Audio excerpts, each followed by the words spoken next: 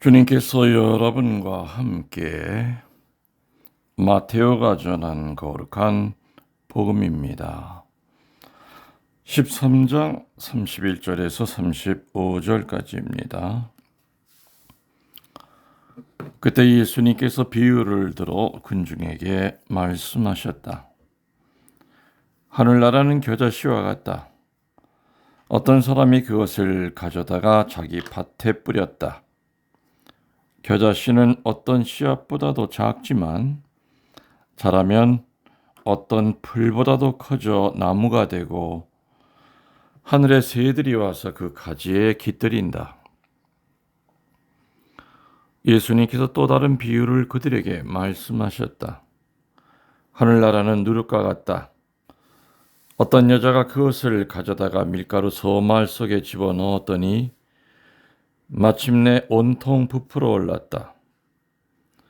예수님께서는 군중에게 이 모든 것을 비유로 말씀하시고 비유를 들지 않고는 그들에게 아무것도 말씀하지 않으셨다. 예언자를 통하여 나는 입을 열어 비유로 말하리라.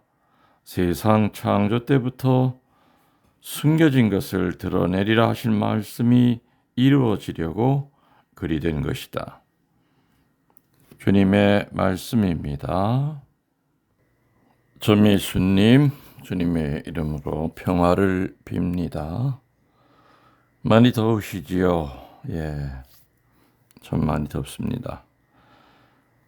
꽃들을 심어 놓고 또 나무를 심어 놓다 보니까 이제 제 일이 참 많아졌습니다. 해지고 난 다음에 물을 흠뻑 줘야 되는데 2시간 이상이 걸립니다. 이렇게 조그만 몇 평짜리 정원이 아니다 보니까 물론 스프링클러도 있는 꽃밭도 있지만은 또 없는 데도 있죠. 그리고 또 큰 나무들도 샤워하듯이 이렇게 또 물을 줘야만 됩니다.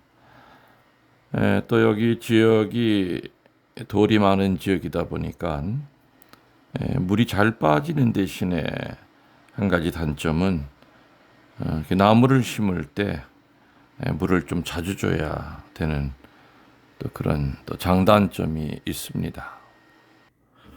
그렇지 않아도 참 많이 바쁜데 앞으로 여러 날 동안은 꾸준히 뿌리가 자리를 잡을 때까지 또 이 더위가 가실 때까지는 꽃밭에 물 주는 일이 아주 큰 일이 될 것 같습니다. 오늘 연중 17주 월요일 복음 말씀을 좀 묵상하고자 합니다. 예수님의 그 비유에 대한 거를 좀 분석을 좀 해보고 싶습니다. 여러분도 아시다시피 예수님은 설교하실 때 허공에 뜬구름 잡는 그런 추상적인 얘기를 하시질 않았습니다. 대단히 구체적이고 또 지금 이 자리에 있는 사람이 바로 알아들 수 있는 이야기죠. 복음의 비유를 일상생활 속에서 흔히 체험할 수 있는 여러 가지 케이스에서 그 비유를 선택하셨던 것 같습니다. 예수님이 설교하실 때 그 교수법을 이렇게 보면은요, 가르치는 방법을 보면은 참 지혜로우셨던 것 같습니다. 여러분들 예를 들어서요, 어떤 선생은 잘 이해도 안 되는 결론을 먼저 얘기를 하고요. 그리고 결론을 설명하려고 무지하게 애쓰는 그런 스타일의 그 교수법이 있습니다. 되게 힘들죠. 가르치는 사람도 힘들고 또 배우는 사람도 힘듭니다. 그러나 반대로 지금 앞에 앉아 있는 그 학생들이 이미 잘 알고 있는 것을, 그 상식을, 그것을 시작해서 그것으로부터 출발해서 점차 잘 알지 못하는 것으로의 그 이해의 폭을 넓혀가는 그런 교수법, 또 그렇게 가르치는 선생님의 가르침은 귀에 쏙쏙 들어옵니다. 내가 알고 있는 거로부터 시작해서 조금씩 그 이해의 폭을 넓혀간다는 얘기죠. 그러다 보면은 자연스럽게 그전 같으면은 그 말 한마디만 딱 주어졌을 때는 절대 알아들을 수 없던 얘기도 이해하게 된다는 얘기입니다. 그러나 답부터 먼저 얘기해 놓고 어려운 답부터 먼저 얘기해 놓고 그 답을 풀어가려고 하는 것은 굉장히 어려운 교수법입니다. 아무튼 예수님은요, 듣는 사람으로 하여금 이미 잘 알고 있는 것에서 시작해서 아직 잘 알지 못하는 것으로의 이해의 폭을 넓혀갈 수 있도록 하면서 이야기를 진전시켰던 겁니다. 기가 막히지요. 참 지혜로우셨습니다. 저도 한평생 그냥 평범한 본당 신부가 아니라 피정 지도를 하는 그런 사제로 살았기 때문에 예수님이 이렇게 신자들을, 그 당시에 그 유대인들을 가르치는 그 방법에 대한 것은 저에게는 대단히 큰 관심거리였습니다. 예수님 앞에 앉아 있는 사람들은 배운 사람, 못 배운 사람, 나이도 보면은 또 천차만별이죠. 애들부터 할머니까지, 또 예수님에게 우호적인 사람, 예수님에게 또 까칠한 사람, 그 오만 종류의 사람을 앞에다 놓고 당신이 알리고자 하는 것을 알리기 위해서 처음부터 어려운 얘기를 했다면 과연 알아들을 수 있었을까? 저도 하여튼 가능한 한 쉽게 얘기를 하는 신부입니다. 신학자들이 어렵게 만들어 놓은 하느님, 또 예수님, 또 구원관을 제가 받은 카리스마가 있다고 그런다면은 그것을 잘 풀이해서 이유식으로 만들어서 피정에 와 있는 어느 누구도 쉽게 알아들을 수 있게끔 그렇게 강의를 해오고 있습니다. 아주 옛날 제가 군정신부 시절에, 아니면 또 교도소 사목, 수인 사목 시절에 내가 만나서 얘기해야 될 사람들은 천주교 신자들만이 아니었습니다.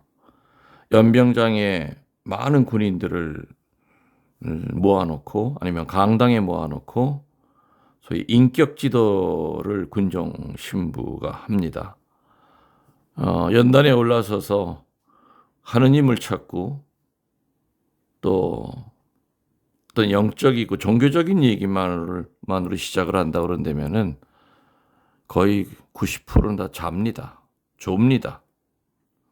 그렇지만은 그 군인들과 눈높이를 맞추어서 군인들이 이해할 수 있는, 또 그 나이대에 그 공감할 수 있는 얘기를 자연스럽게 꺼내면서 하느님의 하자도 꺼내지 않고 2시간을 강의했지만,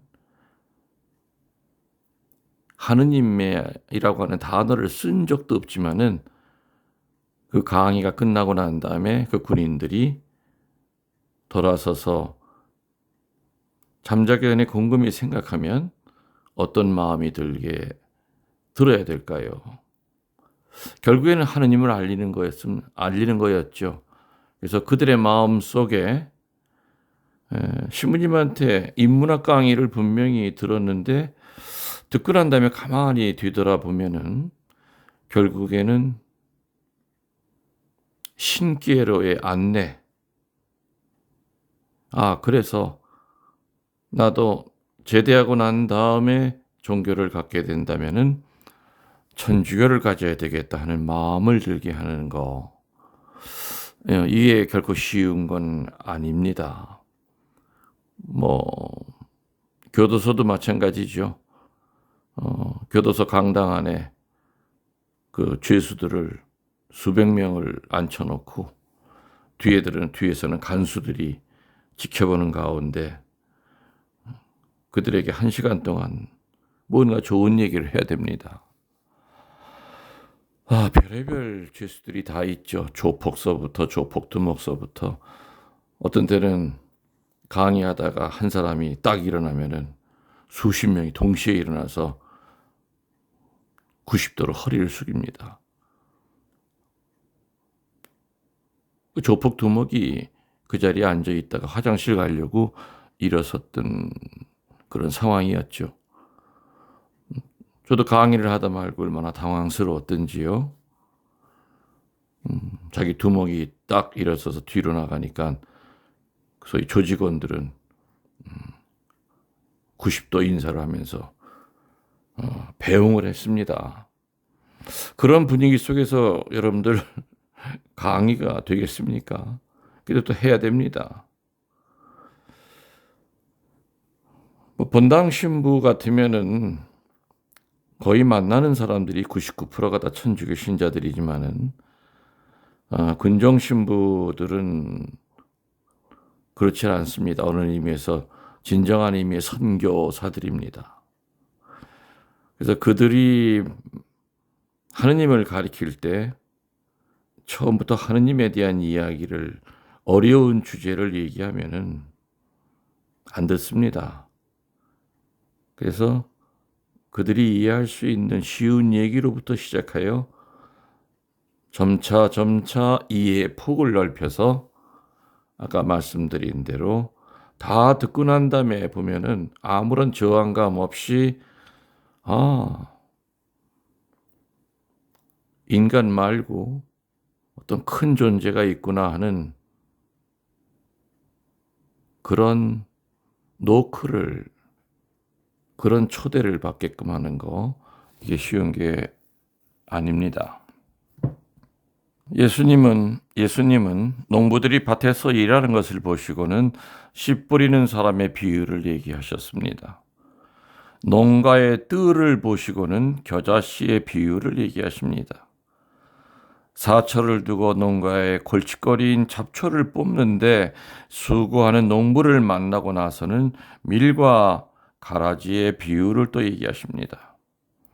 갈릴리 해변에서 어부들을 보시고는 고기 잡는 그물의 비유를 얘기하셨죠. 농사꾼이 땅을 파는 것을 보시고는 밭에 묻힌 보화의 비유를 얘기하십니다. 상업과 무역하는 것을 보시고는 값비싼 진주의 비유를 각각 예로 들으셔서 비유로 설명하셨던 겁니다. 아마 많은 복음 중에서도 특별히 오늘 복음의 이 누룩의 비유는 다른 어느 비유보다도 친근감이 가는 비유입니다. 이것은 보통 어느 가정에서나 부엌에서 을에 있을 수 있는 일이기 때문이지요. 팔레스티나에서는 주식이 뭐였습니까? 빵입니다. 그리고 이 빵은 늘 가정에서 구웠습니다. 아마 예수님의 경우에는 나자렛 당신 그 가정에서 항상 보아왔고요. 알고 있는 일 중에서 어머니이신 마리아께서 매일 하고 계신 일 중에서 빵을 구웠다고 하는 거, 늘 어릴 때부터 보아왔던 그것을 가지고 오늘 누룩의 비유를 얘기하십니다.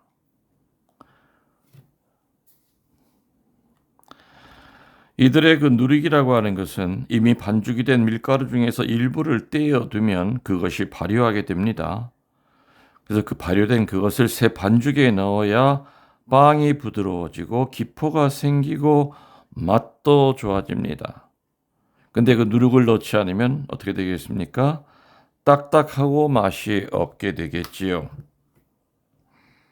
그렇기 때문에 이 누룩이라고 하는 것은 변화시키는 힘 그 자체를 말합니다. 즉 하느님의 말씀은, 하느님의 나라는 우리 사람들의 삶의 변화를 가져옵니다.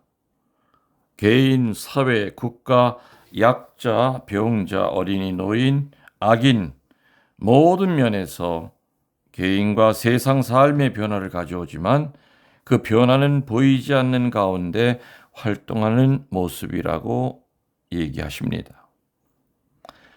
밀가루 반죽 속에서 누룩의 그 작용을 우리들은 눈으로 확인할 수가 없습니다.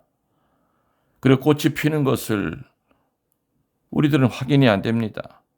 만물의 생장을 눈으로 볼 수 없듯이, 그러나 언제나 분명한 것은 꾸준히 작용하고 있는 것처럼 하느님은 우리의 삶 속에서 활동하시고 우리를 계속 변화시키시고 계시다는 얘기입니다.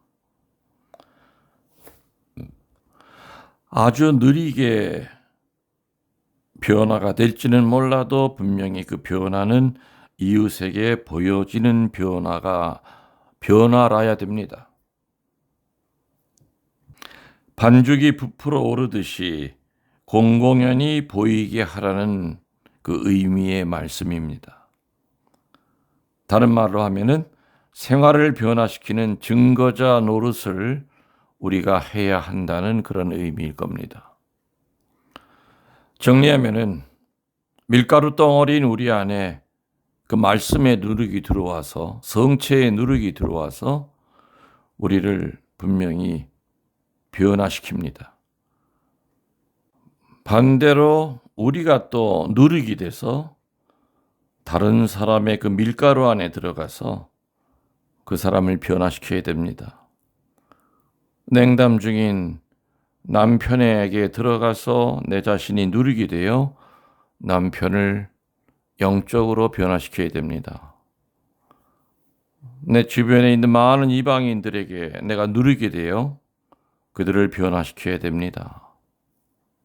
내 안에 누룩으로 나와 같이 현존하고 계시는, 내 안에 계신 누룩이신 예수님도 우리는 무시해서는 안 되고, 절대로 또 반대로 내가 변화됐듯이 예수님의 그 누룩에 의하여 나 자신도 다른 사람을 변화시키고 그리하여 세상을 변화시키는 그런 빛과 소금이 되도록 노력합시다. 여러분들, 하늘에 있는 별의 수보다 더 사랑합니다. 전능하신 천주 성부와 성자와 성령의 이름으로 이 말씀을 듣는 모든 이들에게 강복하소서. 아멘.